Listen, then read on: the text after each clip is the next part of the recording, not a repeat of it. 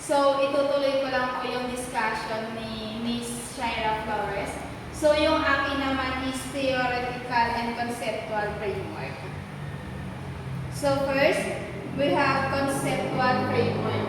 This consists of concepts that are placed within a logical and sequential design. So, dito po is mahalaga na magkaroon tayo ng concept para sa ganun is maunawaan ng mga learners yung gusto natin na matuklasan.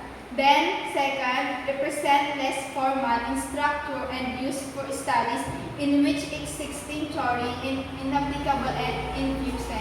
So, dito naman, ito yung mga explanation o gabay na hindi maayos sa isang problem. So, parang hindi natin nalalaman yung problem. So, second and third, based on specific concept and propositions derived from empirical observation and institution. So, dito yung mga naiisip nating idea, dapat hindi siya dapat basta-basta. Dapat is talagang nagmula siya sa tunay na karanasan. Now, mag-proceed naman tayo sa purposes of conceptual framework. First, to clarify concept and propose relationship among the concept in a study. So, dito, nagbibigay ito sa mga student ng mga malalim na idea about dun sa concept na gusto nilang gawin. Then, second, to provide a context for interpreting the study findings. So, dito naman, mahalaga na magkaroon sila ng concept para sa ganun is malaman nila yung kahulugan o kahalagahan nung gusto nilang matuklasan. Then, next, to explain observation. So, dito naman sa explain observation, parang dito is naghanap tayo ng connection, naghanap tayo ng dahilan ng connection para dun sa isang pangyayari o sa isang pangyayari. Then, third, to encourage theory development that is useful to practice. Next naman is theoretical framework.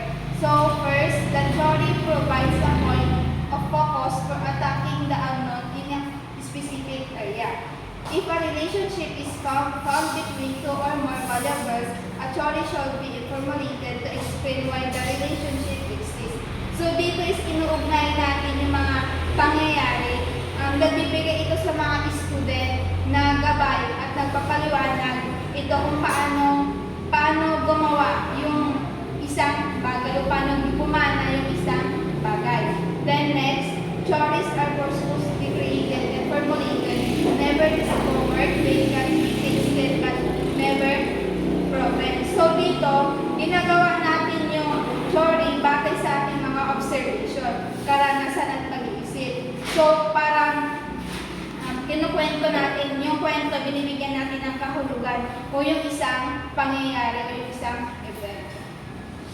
Then, mag-proceed naman tayo sa purposes of theoretical framework. So, first, to test theories.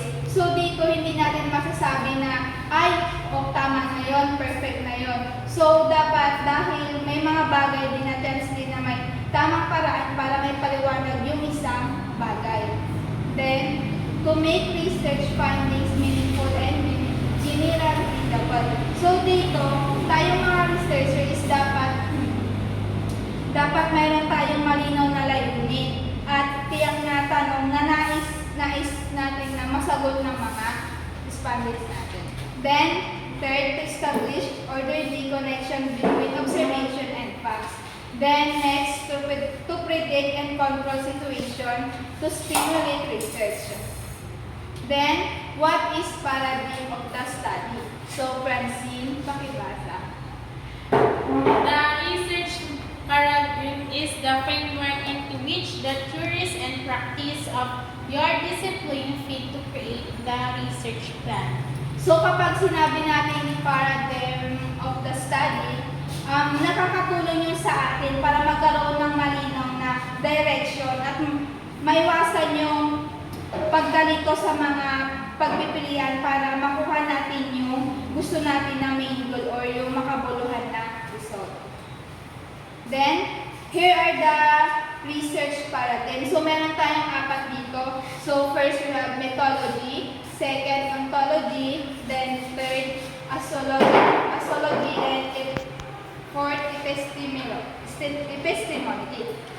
Then, kapag sinabi natin methodology, ito yung mga tool na pwede natin gamitin kung paano natin suriin yung mga results.